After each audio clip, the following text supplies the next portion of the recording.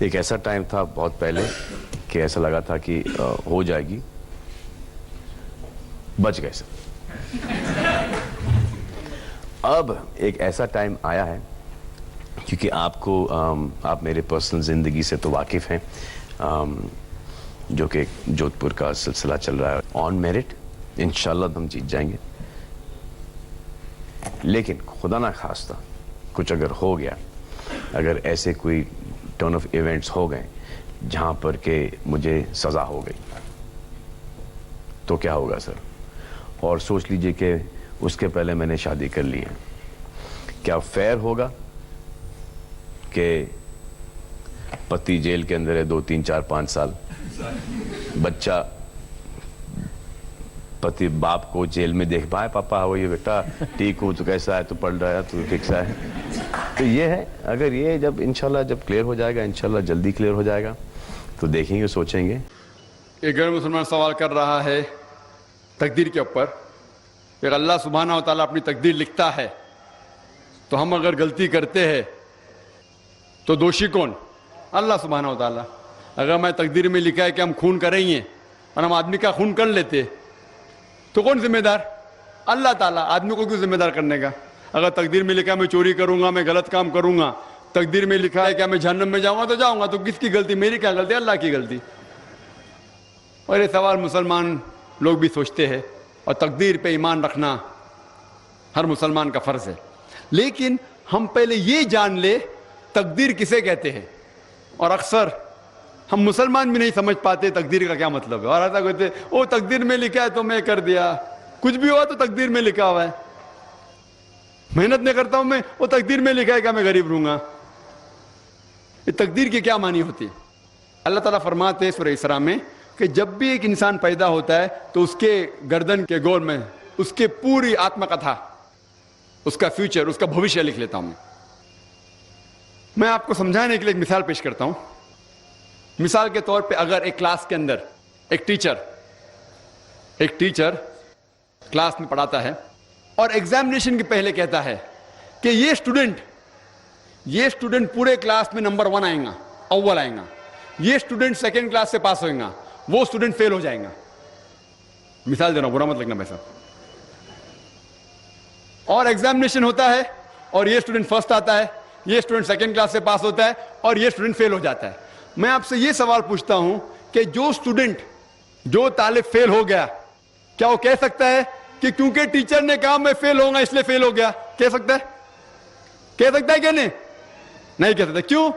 Teacher اپنے تجربے سے کہہ رہا ہے یہ اسٹوڈنٹ بہت اچھا ہے، بہت پڑھائی کرتا ہے اس لیے فرسٹ آئے گا، یہ اسٹوڈنٹ ٹھیک ہے سیکنڈ کلاس، یہ اسٹوڈنٹ پکچر دیکھتا ہے کلاس ہی نہ اٹینڈ کرتا ہے اس لیے فیل ہوئے گا۔ تو اپنے تجربے سے وہ بھوشیہ کے بارے میں کہتا ہے، لیکن وہ اسٹوڈنٹ نہیں کہہ سکے گا کیونکہ ٹیچر نے مجھے کہا میں فیل ہوں گا اس لیے فیل ہو گیا۔ دوشی کون؟ وہ خود اسٹوڈنٹ کہ اس نے پڑھائی نہیں کیا۔ اسی طریقے سے اگر آپ کمپیئر کریں گے، اللہ سبحانہ و تعالیٰ ٹیچر سے تو بہت اونچے، ٹیچر تو کبھی کبھی غلطی کر سکتا ہے، اللہ سبحانہ و تعالیٰ کے پاس علم غیب ہے، وہ بھوشیہ کے بارے میں جانتے ہیں۔ جب بھی کوئی کام ہوتا ہے کچھ چیز فکسڈ ہے، آپ کہاں پیدا ہوں گے، آپ کب مرے، کچھ چیز مکمل ہے۔ اس کے علاوہ اللہ سبحانہ و تعالیٰ نے آپ کو فری ول دیا ہے۔ فری ول مطلب آپ جو بھی چاہے چن سکتے ہیں۔ اللہ تعالیٰ کو ہدایت دی قرآن اور حدیث میں، لیکن آپ کے اوپر ہے آپ اس کے اوپر عمل کریں نہیں کریں۔ لیکن اللہ تعالیٰ جانتا ہے آپ کیا کریں گے۔ مثال کے طور پر آپ ایک رستے پہ چل رہے ہیں اور ایک چوراہے پہ آتے ہیں، 4 رستے ہیں، نمبر 1، نمبر 2، نمبر 3، نمبر 4۔ آپ کوئی بھی رستہ چن سکتے ہیں، آپ چنتے ہیں رستہ نمبر 3۔ اللہ سبحانہ تعالیٰ کو پہلے سے علم غیب ہے، پہلے سے پتا تھا کہ آپ جب چوراہے پہ آئیں گے آپ رستہ نمبر 3 لیں گے، تو اللہ تعالیٰ پہلے سے لکھ لیتا ہے کہ آپ رستہ نمبر 3 چنیں گے۔ کیونکہ اللہ تعالیٰ نے لکھا اس لیے آپ نہیں چن رہے، کیونکہ آپ چننے والے تھے، اللہ تعالیٰ نے لکھا۔ اسے کہتے ہیں علم غیب۔ اللہ سبحانہ و تعالیٰ علم غیب ہے، اللہ تعالیٰ کو پہلے سے پتا تھا کہ آپ نمبر 3 چنیں گے، اور اللہ تعالیٰ تقدیر میں لکھ دیا کہ آپ نمبر 3 رستہ چنیں گے۔ کیونکہ اللہ تعالیٰ نے لکھا اس لیے آپ 3 نہیں چن رہے، کیونکہ آپ چننے والے تھے، اللہ نے لکھا۔ اور ایک مثال پیش کرتا ہوں، آپ نے 10ویں پاس کی، 12ویں پاس کی، آپ ڈاکٹر بھی بن سکتے, آپ انجینئر بھی بن سکتے, آپ لائر بھی بن سکتے. آپ چنیں گے ڈاکٹر بننے کے لیے. اللہ تعالیٰ کو پتا ہے کہ آپ جب 12ویں پاس کریں گے تینوں چیز آپ بن سکتے ہیں. آپ ڈاکٹر بھی بن سکتے, انجینئر بھی بن سکتے, لائر بھی بن سکتے. آپ چنیں گے ڈاکٹر بننے کے لیے. تو تقدیر میں لکھ دیا اللہ تعالیٰ آپ 12ویں پاس کریں گے اور ڈاکٹر بنیں گے. کیونکہ اللہ تعالیٰ نے لکھا اس لیے آپ ڈاکٹر نہیں بنے, کیونکہ آپ نے چنا اسی لیے اللہ تعالیٰ نے پہلے سے لکھ دیا. آپ سمجھتے؟ کچھ لوگ کل ایگزام ہے, کل ایگزام ہے, اچھا ہے, طالب اچھا ہے, ابھی کل ایگزام ہے, کیا پڑھنے کا, تقدیر میں لکھا ہے کہ پاس تو پاس, فیل تو فیل, اور وہ نہیں پڑھتا ہے اور وہ فیل ہو جاتا ہے. تقدیر میں لکھا ہوتا ہے یہ آدمی پڑھتا تھا تو پاس ہوتا تھا, لیکن اس کی سوچ بھی ٹیڑھی تھی. اللہ تعالیٰ نے لکھا ہے تقدیر میں یہ شخص اگر پڑھتا تھا پاس ہوتا تھا, لیکن اس نے سوچا کیا پڑھوں میں, تقدیر میں لکھا نہیں پڑھتا فیل ہو جاتا ہے. تو دوشی کون, اللہ یا وہ خود؟ تقدیر میں بھی لکھا ہے وہ پاس ہو سکتا تھا لیکن وہ نہیں پڑھتا اس لیے فیل ہو گیا, فیل ہو گیا. پھر بولے گا دیکھو تقدیر کو تو میں ٹال نہیں سکتا ہوں.